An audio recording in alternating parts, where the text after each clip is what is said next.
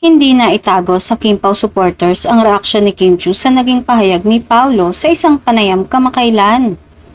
Huling-huli sa kamera ang paglunok ni Kim matapos nitong marinig ang kantagang "Mapili Ako" na sinambit ni Paolo. Kaugnay ito sa tanong kay Kim kung ano ba ang naibigay nitong regalo kay Paolo. Tumugon naman si Kim na mahirap siyang regaluhan dahil mapili siya. Napalunok si Kim na kitang-kita sa kamera at zoom in pa ng ilang solid para mas ma-emphasize ang reaksyon nito.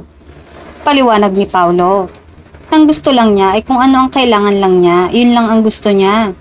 Say pa nito, ayoko ng luho. Tawang-tawa ang mga fans sa itsura ni Kim na parang nakikita na nila kung paano sasakit ang ulo ng kanilang idol sa pag-iisip ng tamang maireregalo kay Paolo. Komento naman ng ilan, di na raw kailangan ni Paolo ng kung ano-ano, si Kim lang sapat na. Pero kung mahirap naman regaluhan si Paolo, tila alam naman ng aktor ang kiliti ni Kim. Nagpasample pa kasi si Paolo ng mamahaling bisikleta na ibinigay nito kay Kim. Samantala, abangers ng mga Kim Pao sa magiging ganap sa kaarawan ni Paolo ngayong May 13.